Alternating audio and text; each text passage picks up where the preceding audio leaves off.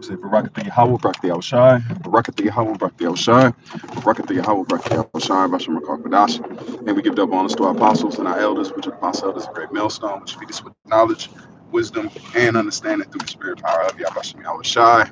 2024, which is the hopeful year of Jacob's trouble. Lord willing, this be the year Yahweh Yahushai redeems the elect and sets up the kingdom of heaven, which belongs to Negroes, Latinos, and Native Americans. Man, we here 2024, which is turning out to be a beautiful year. The year's almost done with. It's crazy to think about. But the title of this motivation, GMS Motivation, call hello, Yabashim Yashai, Bashim Rakwadash, for the opportunity to be able to do it. This is called Vindication is Coming. All right, because why is vindication important? Why is being vindicated? Because Yahushua himself was vindicated. That's why that's what prophecy does. Okay, it vindicates you. If you fulfill those prophecies, then you would vindicate that proving something to be true. Okay, because the Israelites in the ancient world were looking for the Messiah to come. That's why you had false messiahs, false preachers, or false prophets. Okay, that because their words didn't come to pass, they weren't vindicated. So what is our vindication today is the MOTB, World War III, okay, Gog, Magog, or Gog from Gog, and this coming financial crisis. Once these things happen, we will be vindicated. That means we'll be shown that it's true.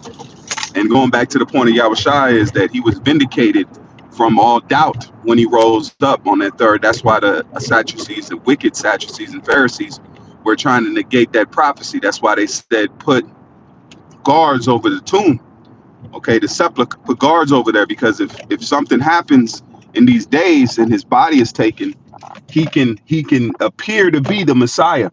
So they were trying to not vindicate.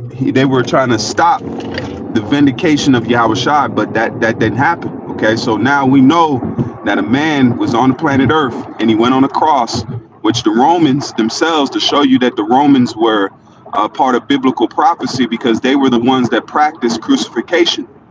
So it promised that he was going to be hung on that tree, and he put in the Most High put the Spirit on the Romans to have a punishment that was equal to that prophecy.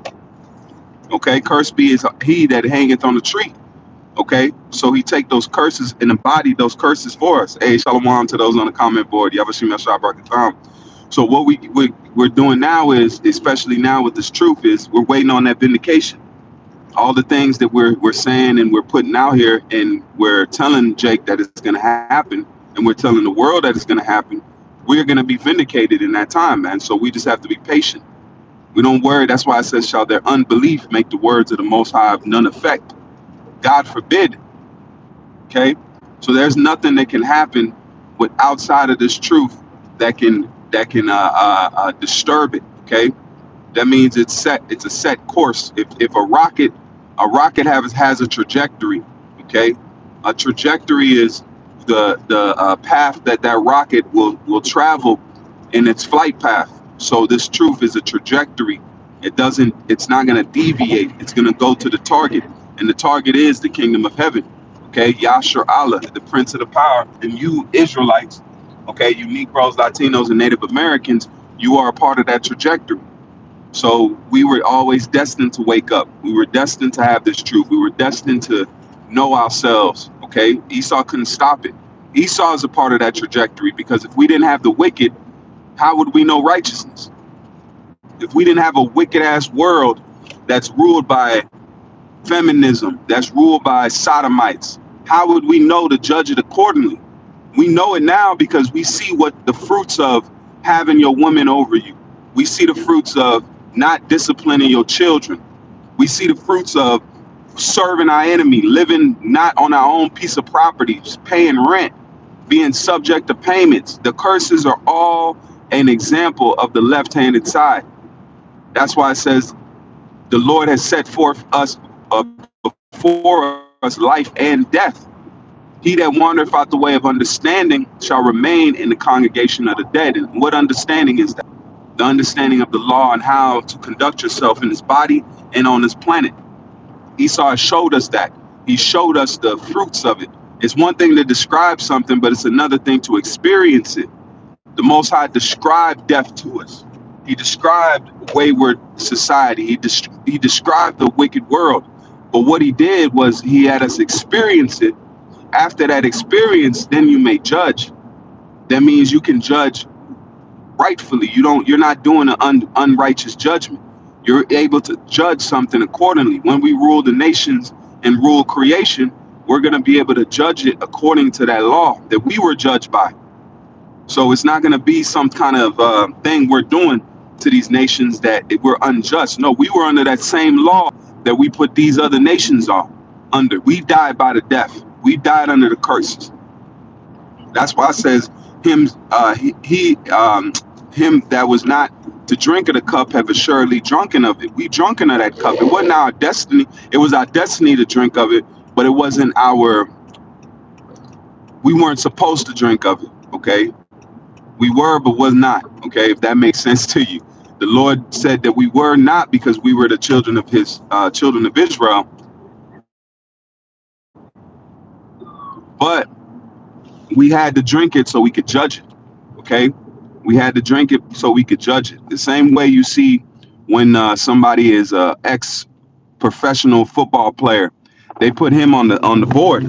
They put him on a talk show. Why is that? Because he knows the ins and outs of that sport because he played it. He might be an NFL Hall of Famer, or he might be the top echelon of his career.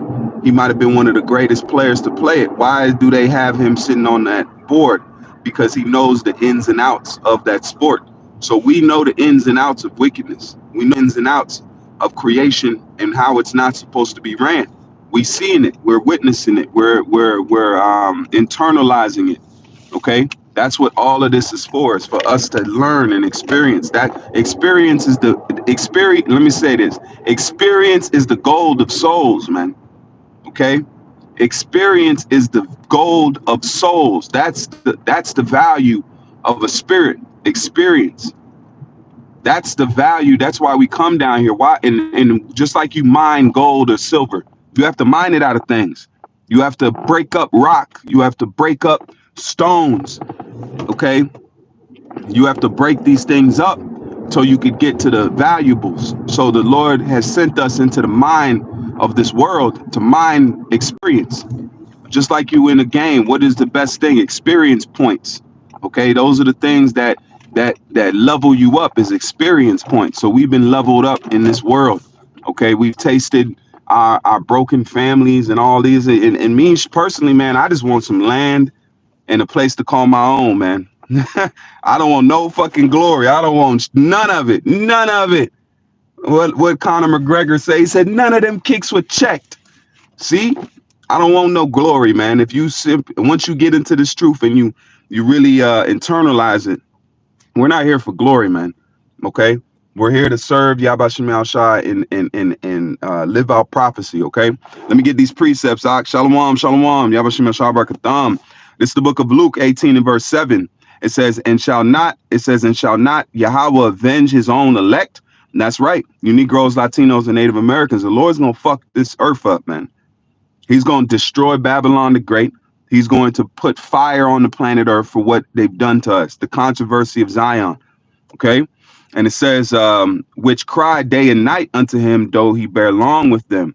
And that's why you cry. That's why it says, cry to the Lord without ceasing, pray to the Lord without ceasing, because Yahweh Shem Shai is listening, his ears to us now. Okay, and I can tell you one thing in my life. I have things in my life where I've never imagined I'd have it, but it's still mixed with hardships and it's perfect balance, you know, so I don't get out of pocket, but I always stay humble. That's the key to it, man. All right, this is Proverbs 20 and verse 22. It says, say not thou, I will recompense evil, but wait on the Lord and he shall save thee. That's what we waiting. All right, you Negroes, Latinos, and Native Americans, you are set for salvation, man. All right, don't matter what you're going through. These are tools. These bodies, you're not these bodies, man. We're spirits in bodies. We're spirits inhabiting a vehicle. We're driving a destination. Just like, why do you hop in a vehicle? To get to a destination quicker. Why did we hop in this flesh? To get to a destination quicker. We had to learn it. That's why Yahushua came back in the reincarnation as Yahushua. When he was Solomon, he learned, he experienced women. He knew evil. He knew left-handed side. He knew idolatry. When he came back as Yahushua, he leveled up. He didn't deal with a woman. He didn't fall the way he fell before. So that's what you're here to do. You're here to learn, Jake. And if you're in this truth and you're Israelite, you got to consider yourself super blessed. And I tell to myself that you better know what blessed is if you're Israelite. That's why it says all Israel shall be saved. So even these knucklehead niggas that we deal with, which I'm calling they flesh, okay? Their reincarnation are knuckleheaded Negroes, but their spirit is immortal, okay? So the Lord, that's why even Esau, he's gonna rest. When after that 1,000 years, he's gonna be done away with. His nation, his fleshly nation, will be done away with. But then he's whatever the Lord does with his spirit, man. Okay. Let me read this. Hey, 1 second. This is Proverbs 16 and verse 11. It says, in the just, it says, a just weight and a balance are the Lord's. All weights of the bag are his work. So just balance and weights, man. All right. We have to have a just balance in this thing. We had to learn the tree of good and evil. So we're balanced. We're perfectly. We're gauged. That's what you call something when you balance it. You gauge it. Okay. We've been gauged in the living in this life, and we're getting ready to change, man. Man. Change ain't coming. It's here. I used to say change is coming. It's here. We're in the midst of it. We're in a transformation, just like a butterfly that goes or a caterpillar that goes into cocoon. It has to break down and then rebuild. The Most High breaks it down. And the thing about a butterfly is the Most High puts the spirit on the caterpillar to go and cocoon itself. It don't cocoon itself all its life. There's a certain point when it reaches maturity that it cocoons itself. Every caterpillar does, every butterfly, pre-butterfly stage does it. It that's why it says the creature is subject unto vanity. So the Most High made us subject unto going into these curses so we could cocoon ourselves. We could wrap ourselves in the curses and then ergo come out as that butterfly, which is that new transformed version of ourselves, which is going to be able to be mobile. A caterpillar only knows the ground. It only knows the base. It only knows the lonely. It has to crawl from one space to another. There's a lot of danger. There's a lot of what ifs that could happen, and it's frail. It's not strong. But when it turns into a butterfly, guess what? It has wings now. It's mobile. It can travel quicker. It can travel longer distances in a shorter period of time. So we're going to be evolved as a nation. All right, you Negroes, Latinos, and Native Americans, you're going to be upgraded, man. All right. And that comes with the vindication. Vindication is on the way, man. All right. So I just wanted to touch on that. Lord Williams edifying lesson. The sun is coming out. Oh, hello. Yabashim Yashab, Bashim Rakak Wadash. Until the next time, I say shalom and more than I never keep faith. Shalom. Shalom.